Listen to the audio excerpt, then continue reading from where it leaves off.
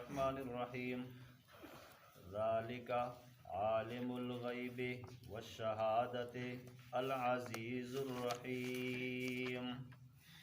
ذالک یہ عالم الغیب غیب جاننے والا اللہ، والشہادہ اور حاضر کو بھی، العزیز جو غالب ہے، الرحیم جو رحم کرنے والا ہے، الذی وہ اللہ، احسنا جس نے اچھا کیا، کل شیء ہر چیز کو، خلقہ جس کو بھی پیدا کیا، وبدأ اور ابتدا سے کیا، وبدأ اور ابتدا سے، خلق الانسان انسان کی پیدائش کو، من طین مٹی سے بنایا، ثم جعل نسلہ پھر بنایا اللہ نے اس کی نسل کو، من سلالۃ خلاصے سے، من ماء اس پانی کے، مہین جو ذلیل ہے حقیر ہے، ثم پھر سواہ اللہ نے انسان کو برابر کر دیا، ونفخ اور پھونکا، فیہ اس میں، من روحہ اپنے حکم سے، وجعل اور بنایا، لکم تمہارے لیے، السمع کان، والابصار اور آنکھیں، والافئدہ اور دل، قلیلا تھوڑے ہو، ما تشکرون جو تم شکر ادا کرتے ہو۔ وقالو اور کچھ لوگ کہنے لگے، اذا ضللنا کیا جب ہم گم جائیں گے، فی الارض زمین میں، انا لفی خلق جدید کیا ہم نئی پیدائش میں آئیں گے، بلکہ کیوں نہیں، ہم بلقاء ربہم یہ اپنے رب کی ملاقات سے، کافرون انکار کرتے ہیں۔ قل کہہ دیجئے، یتوفاکم تمہاری روح قبض کرے گا، ملک الموت موت کا فرشتہ، الذی وہ فرشتہ، وکل بکم جس کی ڈیوٹی لگ گئی تم پر، ثم الی ربکم پھر اپنے رب کی طرف تم، ترجعون لوٹ کے جاؤ گے۔ کل کی درس میں آپ نے سنا کہ تدبیریں کرنے والا اللہ، زمین آسمان کو پیدا کرنے والا اللہ، تو آج کی آیت بتاتی ہے ذالک وہی اللہ، عالم الغیب غیب بھی جاننے والا ہے، والشہادہ حاضر بھی جاننے والا ہے، العزیز وہ غالب بھی بہت زیادہ ہے، الرحیم وہ رحم بھی کرنے والا ہے، الذی وہی اللہ ہے، احسن کل شیء ہر چیز کو جس نے حسن دیا، خلقہ جس کو پیدا کیا، وبدأ اور ابتدا کی، خلق الانسان انسان کی پیدائش کی، من طین مٹی سے۔ ساری اللہ کی قدرت کی نشانیاں آ رہی ہیں، دیکھو ذالک عالم الغیب یہ اللہ غیب جاننے والا ہے۔ غیب اس کو کہتے ہیں آنکھوں سے دیکھ کے معلوم نہ ہو سکے، کانوں سے سن کے معلوم نہ ہو سکے، زبان سے چکھ کے معلوم نہ ہو سکے، یعنی انسان کی ہمت اور طاقت سے باہر جو چیز ہو اس کو جاننے والا پھر بولو کون ہے؟ اللہ ہے۔ اور یہ اللہ کی ایسی صفت ہے نا کہ آپ 5واں کلمہ پڑھتے ہیں تو کہتے ہیں انک انت علام الغیوب، یا اللہ غیبوں کو جاننے والا صرف کون ہے؟ تو ہی ہے۔ تو جب ہم نے کہہ دیا صرف تو ہی ہے تو پھر بس اتنا ہی سمجھ لو اللہ کی جو صفت ہے مخلوق میں نہیں ہے، مخلوق میں ہوگی پھر نہیں، اور مخلوق جو کر رہی ہے اللہ اس سے پاک ہے، بس یہ عقیدہ آپ کا ہوگا آپ کی نمازیں ٹھیک ہوگی۔ تو ہم نے جب پڑھ لیا انک انت علام الغیوب، 5ویں کے بچے کو بھی پتہ ہے، پرائمری کا بچہ بھی چھوٹا بچہ ہوتا ہے، اور ہمارے ہاں تو بچے کو ناظرہ نہیں آئے گا لیکن الحمدللہ دعائیں اور کلمے اس کو پہلے یاد ہوگی۔ تو بنیاد کیا ہے؟ انک انت علام الغیوب غیب جاننے والا تو ہے۔ تو قرآن بھی آپ کو سبق دیتا ہے ذالک عالم الغیب وہی غیب جاننے والا ہے۔ میں مٹھی بند کر دوں اور بتاؤں اس میں کیا ہے، آپ کو کیا پتہ چلتا ہے؟ بڑے سے بڑا دیندار کیوں نہ آ جائے، میں مٹھی بند کر دوں اس کو میں نہ بتاؤں، اس کو کوئی بتا سکتا ہے؟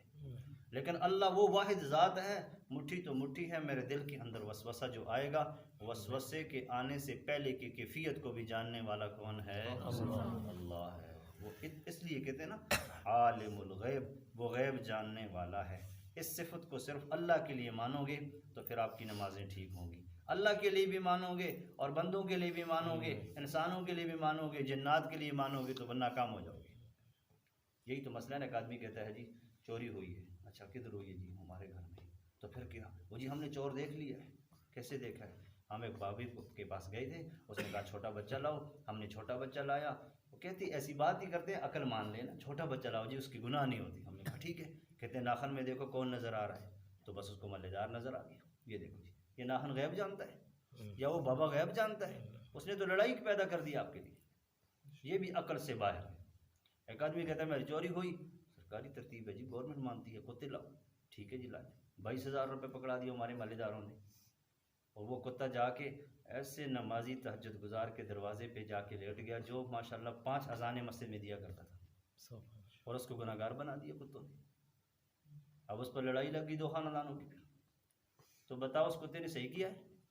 کتا تو جانور ہے، عقل والا تو نہیں، شعور والا تو نہیں، سمجھ رکھنے والا تو نہیں. اس نے جا کے گھٹنے ٹیک دیے تو کہا یہ چور. کسی کو تو اس نے چور بنانا ہی تھا، پیسے جو لینے ہیں. طوطے کو بھی جو کلمہ پڑھا وہی پڑھتا ہے. انہوں نے جو شکار کیے تھے اور شکار سکھایا تھا اس نے تو وہ کر دیا. لیکن حقیقت جاننے والوں، اس نے پھر قرآن پہ بات کی کہ میں چور نہیں ہوں. لیکن ماننے والے نے قرآن نہ مانا، کتے کو مان لیا. اس نے کہا جی کتے کو کیوں جا کے بیٹھا ہے؟ تو اصل بات یہ ہے عالم الغیب، غیب جاننے والا کون ہے؟ اللہ. قرآن پڑھتے نہیں ہیں تو پھر بے دین ہو جاتے ہیں. بے دینوں والے کام ان کو اچھے لگتے ہیں، دینداروں والے اچھے نہیں لگتے. والشہادہ، حاضر کو بھی جاننے والا اللہ. کتنی چیزیں تمہارے سامنے موجود ہیں لیکن تم گن نہیں سکتے ہو. لیکن اللہ واحد ذات ہے کہ جو غیب تو غیب ہے، حاضر کو بھی گن گن کے سنبھال لیتا ہے. العزیز، وہ اللہ غالب ہے. کتنا غالب ہے. لنگڑے مچھر کو ڈالا نمرود کی ناک میں تو پوری دنیا کا بادشاہ ہلا کے رکھ دیا ہے کہ لنگڑے مچھر نے. تو العزیز طاقت ہے کہ نہیں اس کی؟ اتنے ٹھاٹھے مارتے والا سمندر جس میں اللہ نے راستے بنائے، اور موسیٰ علیہ السلام کا 1 نہیں 2 نہیں 6 لاکھ کی فوج پار ہو جاتی ہے. اور وہی دریا جب مل جاتے ہیں، جب نہیں ملے تو راستے بنے، جب اللہ نے ملا دیا تو دنیا کا جو بادشاہ فرعون 400 سال حکومت کرنے والا، وہ آتے لگتے نظر آئے. تو العزیز کتنی طاقت والا ہے. ایک ہی زلزلے کی لہر نے اٹھواد مانسیرے کو سلا دیا. اس کو کہتے ہیں عزیز، طاقت والا ہے. ایک ہی کرونے نے ہمیں گھر میں مجبور کر دیا، باہر نہ نکلنا. کتنا عزیز ہے. باہر کے ملک میں دیکھو کتنے حالات ہیں. تو کیا کہا؟ العزیز، غالب ہے. پڑھتے جاؤ یا عزیز ہو یا عزیز ہو یا عزیز ہو. نبی علیہ السلام دعا پڑھتے تھے یا عزیز عززنی فی الدنیا والآخرہ. اللہ کے اسماء صفات کے ساتھ جو بھی دعائیں کرو گے قبول ہوگی انشاءاللہ. کمزوری ہماری ہے. تو العزیز، یا عزیز اے عزت والے اللہ، طاقت والے اللہ، عززنی فی الدنیا والآخرہ، دنیا آخرت میں مجھے عزت دار رکھنا، بے عزت نہ کرنا. بہت بڑی دعا ہے. ذالکا، وہ اللہ، عالم الغیب، غیب جاننے والا، والشہادہ، حاضر کو بھی جاننے والا، العزیز، طاقتوں والا، الرحیم، رحم کرنے والا، الذی، وہ ذات، احسن کل شیء، جس نے ہر چیز کو احسن، خوبصورت بنایا. میری آنکھ اللہ نے انسانوں والی لگائی، دوسری بھی اسی جیسی لگائی، میں خوبصورت لگتا ہوں. ایک آنکھ اگر میری ہوتی ہے، ایک اگر بھینس کی اللہ لگا لیتا، میں کچھ کر سکتا تھا؟ احسن کل شیء، میں نے تو نہیں کہا تھا یا اللہ نے آنکھوں کو ایسے بنانا. ایک بازو میرا انسانوں والا ہے، ٹھیک لگتا ہے، اس کے ساتھ دوسرا بازو اگر وہ گھوڑی کی ٹانگ بنا دیتا تو میں کیا کروں؟ کچھ کر سکتا تھا؟ کتنا انسان کی بدصورتی اور بدشکل نظر آتا. رب ذوالجلال نے انسان کو انسان کر کے دکھایا. اس لیے ایک شخص تھا تو اس نے اپنی بیوی کو کہا کہ تو اگر چاند سے خوبصورت نہ ہوئی تو تجھے طلاق ہے. تو اس نے جب بات سنی تو اس نے کہا جا اپنے مزے کر، مجھے طلاق پڑ گئی. چاند بہت خوبصورت ہے، میں کہوں رنگ بھی میرا کالا ہے، بظاہر بھی خوبصورت نہیں ہوں، اور تو چاند کی بات کرتا ہے. چاند کی چاندنی کس کو پتہ نہیں. علماء کے پاس جب بات گئی تو سارے علماء بھی حیران ہوئے. تو ایک عالم دین، اللہ ان کے درجے بلند فرمائے، امام ابو حنیفہ، اس لیے کہتے ہیں نا امام اعظم. ویسے لوگ نہیں کہا کرے، کوئی بات ہوتی ہے تو حقیقت بھی اس کے پس منظر ہوتی ہے. تو امام اعظم ابو حنیفہ رحمہ اللہ نے فرمایا طلاق نہیں ہوئی. علماء نے کہا ہم تو کہتے ہیں ہوگی، کیوں؟ چاند کی چاندنی، اس سے دنیا کی روشنیاں شرما جاتی ہیں. تو امام صاحب نے کہا چاند کی چاندنی کو نہ دیکھو نا، ذرا قرآن بھی تو پڑھا کرو نا. مسئلے کہاں سے نکلتے ہیں؟ قرآن سے نکلتے ہیں. آؤ قرآن کے پاس بیٹھو. والتین والزیتون 2، وطور سینین 3. हाज़ल बलदिल अमीन, चार कस्में उठा के अल्लाह कहता है लक़द खलक़नल इंसान फ़ी अहसनि तक़वीम। क्यों अभी साहब अहसन आया ना, तो उसी अहसन को समझा रहा हूँ, अहसनि तक़वीम, कि मैंने इंसान को हर चीज़ से ज़्यादा खूबसूरत पैदा किया है। तो हर चीज़ से जब खूबसूरत है तो चांद चीज़ नहीं है क्यों? तो फिर अकल खुल गया ना, बात समझ आ गई। मौलवी साहब ने तो मसला कुरान से निकाला है, दाएं बाएं से तो नहीं लाया। तो कुरान है, कुरान को तो मानना पड़ेगा। तो बीवी ने कहा हाँ चलो मैं बीवी रह गई, खावन ने कहा चलो मैं खावन बन गया। नहीं तो 2 मिनट पहले परेशानी पड़ गई थी। मसले कौन हल करता है? अल्लाह हल करता है। नौजवान लड़का असर के वक़्त कुछ भूख लगी तो वालदा को कहा खाने के कुछ है। वालदा की ज़बान से बात निकल गई, अबू आपके हैं नहीं है, कमाते आप नहीं हैं, तो मैं क्या चीज़ दूँ? गैरत होती, ईमानी गैरत बनाओ, इंशाअल्लाह अल्लाह खुद मदद फरमाते हैं।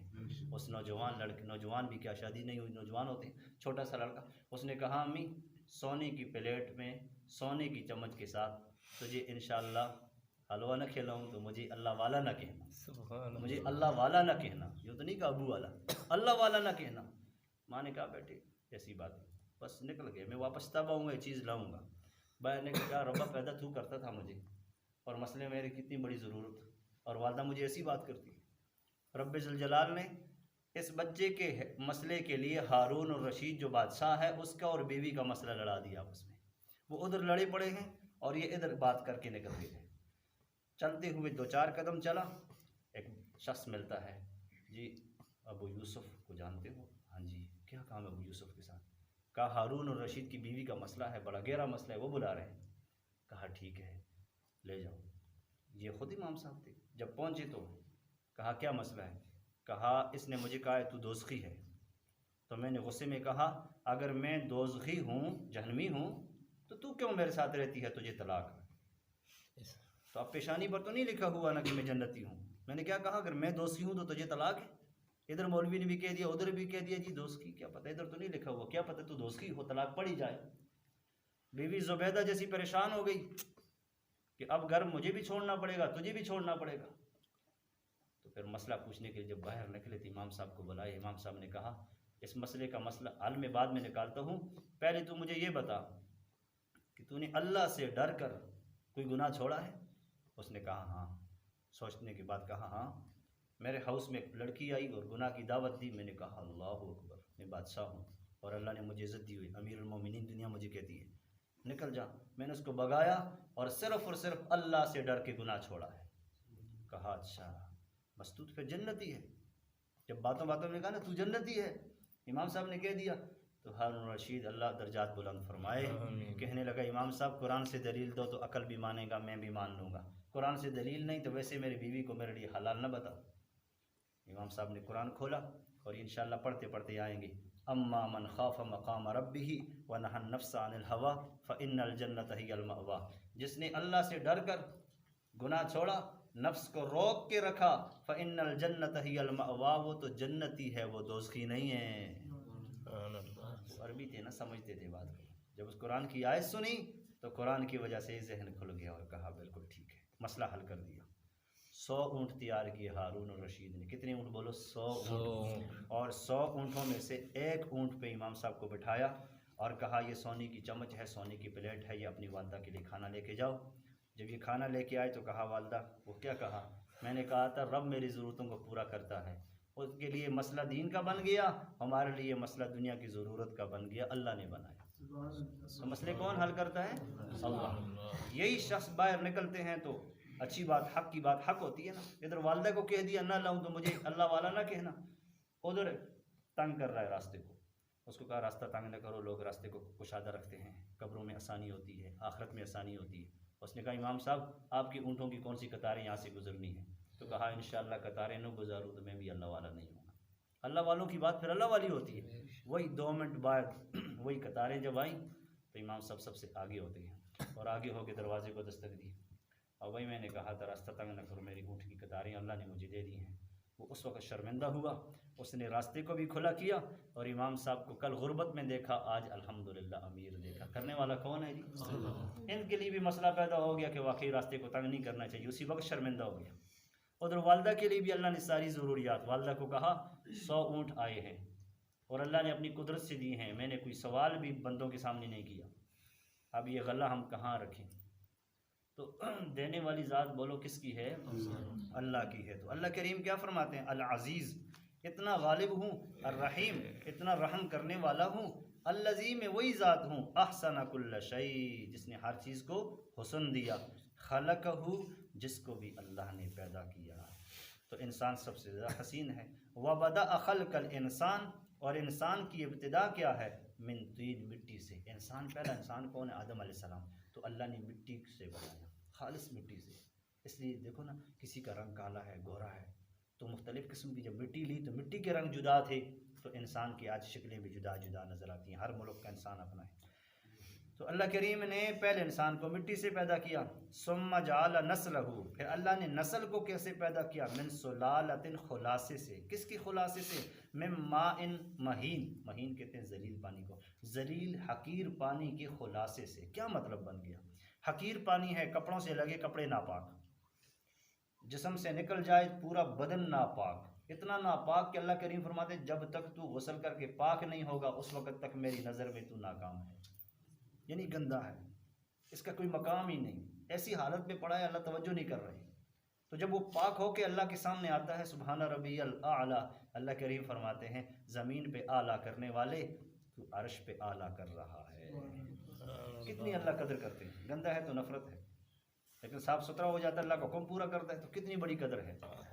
تو اس پانی سے پیدا ہوا، اور سارے پانی سے پیدا نہیں ہوا، من سلالۃ، خلاصہ۔ خلاصہ کس کو کہتے ہیں؟ جس طرح ہر چیز کا آپ نچوڑ نکالتے ہیں نا، اس گندے پانی کے اندر سے جو خاص جراثیم ہیں، رب ذوالجلال اس سے انسان بناتا ہے۔ اب وہ پانی دیکھو، اس کی گندگی دیکھو۔ امام غزالی فرمایا کرتے تھے، اے انسان زمین پہ آکڑ آکڑ کے نہ چل، کبھی غرور نہ کر، ہر چیز کے اندر کچھ حسن ہے، تیری ابتدا کے اندر کوئی حسن نہیں ہے، سارا گند ہے۔ پیدا بھی اس غلاظت سے، چلتا ہے تو پیٹ میں گند بھرا ہوا چلتا پھرتا ہے، اوپر سے بڑی بڑی باتیں بھی کرتا ہے، اندر سے گند بھی بھرا ہوا ہے، اور جب تیری انتہا ہوتی ہے تو پھر کیا ہوتا ہے؟ مٹی کا ڈھیر ہوتا ہے۔ تو جب ابتدا بھی عجیب ہے، سنٹر بھی عجیب ہے، آخر بھی عجیب ہے، تو پھر غرور کی کیا ضرورت، آکڑ کی کیا ضرورت؟ ثم، پھر جعل نسلہ، اللہ نے نسل کو چلایا، من سلالۃ، خلاصے سے، خلاصہ نچوڑ جراثیم، من ماء، اس پانی کے، مہین، جو ذلیل ہوتا ہے، ثم سواہ، پھر اللہ نے انسان کو برابر کیا، آدم علیہ السلام کو مٹی سے بنا کے جب برابر کیا، وَنَفَخَ فِيهِ، اور اللہ نے پھونک ماری اس میں، من روحہ، اپنے حکم سے اللہ نے اس میں روح ڈالی، وَجَعَلَ لَكُمُ السَّمْعَ، اور اللہ نے کان لگائے، وَالْأَبْصَارَ، اور آنکھیں پیدا کی، وَالْأَفْئِدَةَ، اور دل پیدا کیا۔ بند کمرے کے اندر انسان بنتا ہے، 3 اندھیروں میں، ظلمات ثلاث، پیٹ کا اندھیرا، رحم کا اندھیرا، اوپر سے جو رحم کی جھلی ہوتی ہے باریک سی، جب بچہ پیدا ہوتا ہے نا اس کو 2 ڈالتے ہیں، اوپر سے ہٹاتے ہیں، وہ جھلی کے اندر 3 اندھیروں کے اندر اللہ کاریگری چلاتا ہے۔ میری بات غور سے سننا، رزق پہنچانے کے لیے رب ذوالجلال 4 ماہ کے بعد، 5 ماہ کے بعد روح جب پڑتی ہے تو رزق کی ضرورت پڑتی ہے، اللہ ناف کے راستے سے اس کو روزی پہنچاتے ہیں، چونکہ روزی کیا ہوتا ہے؟ گندا خون ہوتا ہے، اس کو سارا ہر مہینے اللہ باہر نکالتا ہے، لیکن جب بچے کا مسئلہ ہوتا ہے تو اللہ اس کو رزق بنا دیتا ہے، کون پوچھے اللہ سے؟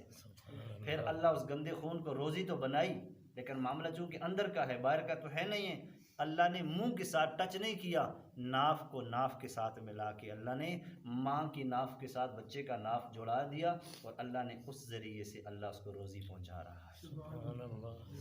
میرے بندے، تو ہمت بھی نہیں کرتا دیکھنے کی، میں ہمت کر رہا ہوں، اوپر سے تجھے دیکھ رہا ہوں کہ تیری زبان کو میں نے صاف رکھا، کہ جس زبان سے تو کہے گا اللہ اکبر، جس زبان سے تو کہے گا محمد الرسول اللہ، تو جس زبان سے اتنے پاکیزہ الکلمات نکلیں گے، اس زبان کو میں نے سنبھال کے رکھا ہے، اور تو آج سنبھال کے نہیں رکھتا، ادھر سے کوئی گالی بھی نکالتا ہے، ادھر سے کلمہ بھی پڑھتا ہے، ادھر سے زبان کو گندا بھی کرتا ہے، اس سے پھر اللہ کا نام بھی لیتا ہے۔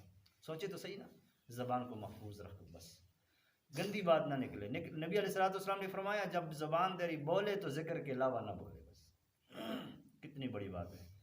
اب اس بند کمرے کے اندر جب 5 مہینے ہوتے ہیں تو فرشتہ چلا جاتا ہے، فرشتے کو کوئی روک سکتا ہے جی؟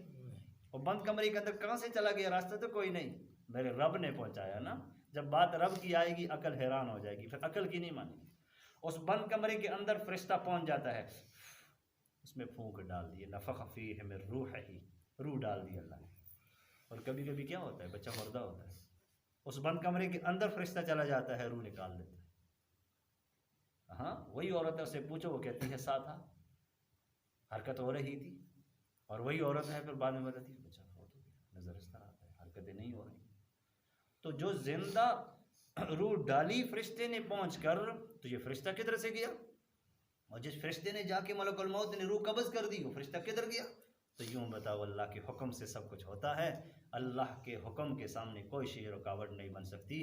فرشتے کو بند کمرے میں اگر اللہ بھیج سکتا ہے تو تمہاری ضرورتوں کو بھی اللہ پوریاں کر سکتا ہے۔ پھر کہتے ہیں تجارت نہیں چلتی، اللہ پیدا جب اللہ کر رہا ہے، بند کمرے کے اندر سارا نظام چلا رہا ہے، تو تجھے موت تک تیری روزی کا بھی سارا نظام کون چلائے گا؟ اللہ چلائے گا۔ وَجَعَلَ لَكُمُ السَّمْعَ، اتنی بڑی تبدیلی جی روح ڈال کے، کان ادھر لگا دیے۔ ہاں کسی ڈاکٹر سے پوچھو، کہتے ہیں کانوں کے اندر جو رگیں ہوتی ہیں نا، اس کو جب آدمی غور کرتا ہے تو کتنی باریک سی ہوتی ہے۔ رب ذوالجلال نے اس کو کیسے بنایا۔ والابصار، اور آنکھوں کو دیکھو، روشنی ادھر آنکھوں میں نہیں ہوتی، تو ڈاکٹر تلاش کرتے ہیں جی پیچھے مغز میں ہے، اگر دماغ میں مغز میں ہے تو پھر اس کو جگہ پہ لانے کی کوشش کرتے ہیں، اور اگر نہیں تو پھر کہتے ہیں جی آپ کی نظر ہے ہی نہیں ہے۔ تو رب ذوالجلال نے ہم سے پیسے نہیں مانگے، بغیر پیسوں کے اللہ نے ہمیں سماعت دی، بصارت دی، والافئدہ، دل دیا، دل کی دھڑکن ہے تو کہتے ہیں زندہ ہے، وہ جی دھڑکن ہی نہیں ہو رہی، تو اب بظاہر سویا ہوا نظر آتا ہے، اندر سے زندہ ہوتا ہے، ہمیں وہ بھی پتہ نہیں چلتا، اور بظاہر ہم کہتے ہیں مر گیا ہے، اور حقیقت میں وہ زندہ بھی ہوتا ہے، لیکن دل ایک ایسی چیز اللہ نے پیدا کر دی۔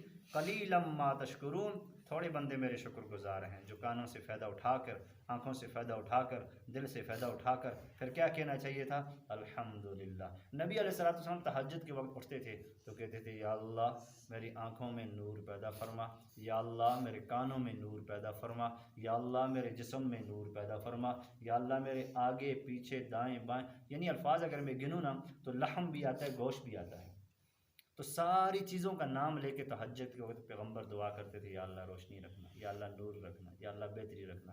یہ کتنی بڑی قدر ہے۔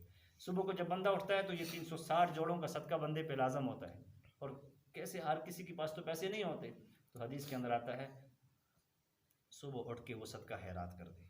جب سارا صدقہ خیرات تو نہیں کر سکتا تو راستے پہ آتی ہوئی اینٹ پڑی ہے اس کو ہٹا لے، کانٹا پڑا ہے اس کو ہٹا لے، مسجد میں کوئی بال پڑا ہے اس کو ہٹا لے، یہ 3-4 صدقے یہ بن جائیں گے، تیسرا کلمہ پڑھ لے 5-6 صدقے ادھر سے بن جائیں گے، چاشت کی نماز پڑھ لے تو 360 صدقوں کا ثواب اللہ تعالیٰ فرمائے گا۔ یہ واجب ہے انسان پہ، یعنی شکر ادا کرنا، اب جس طریقے پر کرے، لیکن ضروری ہے کہ شکر ادا کرے۔ اب شکر کا حل اللہ نے آسان کر دیا، تھا تو ضروری کہ ادا کرے، کیسے ادا کرے، پیسے تو نہیں دے سکتا تھا، حل اللہ نے بہت آسان دیا۔ تسبیحات کر لو، کوئی چیزیں صدقہ خیرات کر دو، اور چاشت کی نماز پڑھ لو، 360 ہے نا، 360۔ تو فرمایا قلیلا ما تشکرون، تھوڑے بندے ہو جو میرے شکر کرتے ہو۔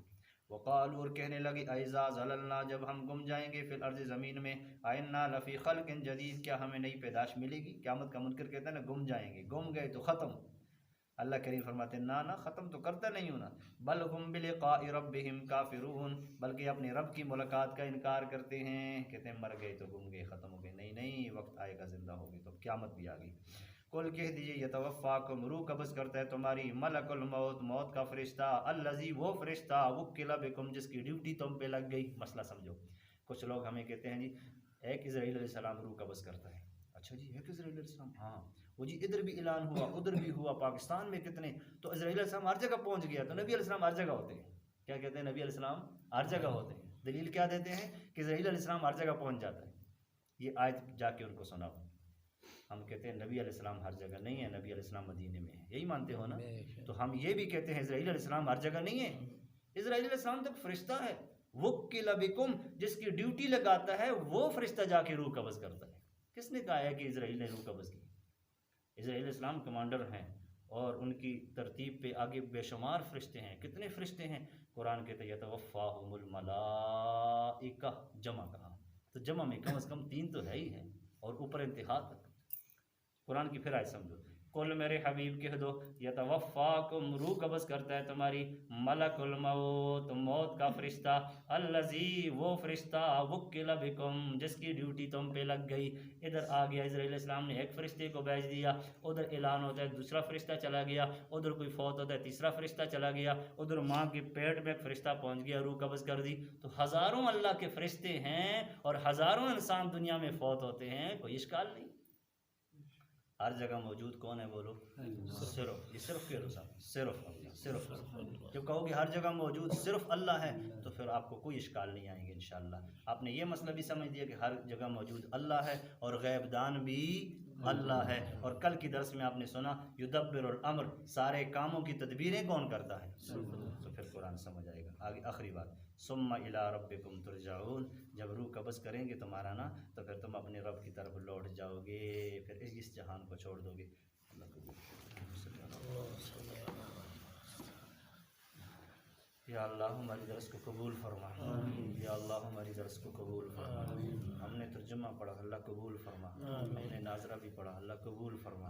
ہم نے قرآن دیکھنا بھی یا اللہ عبادت سمجھا, قبول فرما. بچوں کی دعاؤں کو ہمارے حق میں قبول فرما, بڑوں کی دعاؤں کو ہمارے حق میں قبول فرما.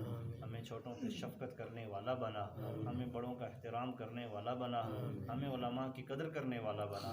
اے الہ العالمین, اس درس کے صدقے یا اللہ ہمارے قرضوں کا غیبانہ انتظام فرما, بیماریوں کو غیبانہ شفا عطا فرما, ہمارے مرحومین کی غیبانہ مغفرت فرما.